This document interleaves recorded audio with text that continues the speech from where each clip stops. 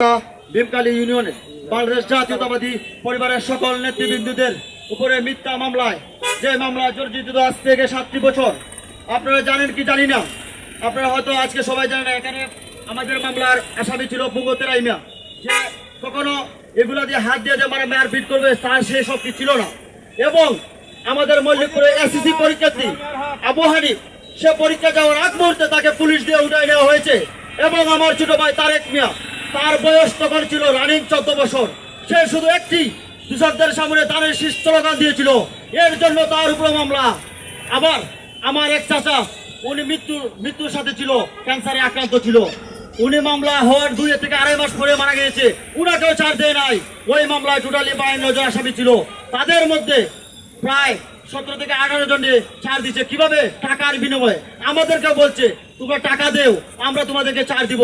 আজকে আমরা দীর্ঘ 60 বছর পর অ্যাডভোকেট শাহিন ভাইয়ের আইনের সহযোগিতায় আমরা বেকসুর খালাস পেয়েছি।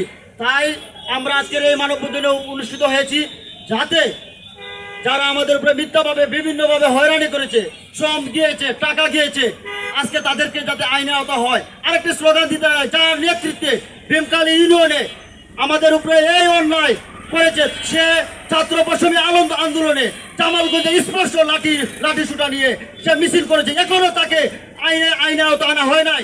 এখনো কি স্বজনপ্রীতি চলছে, তার জবাব প্রশাসন দিতেই হবে।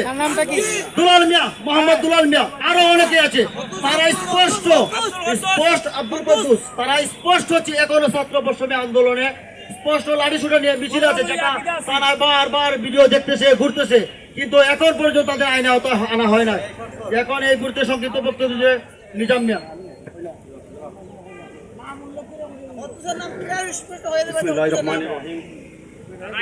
জামালগঞ্জ থানার ঐতিহ্যবাহী ভীমকালী ইউনিয়নের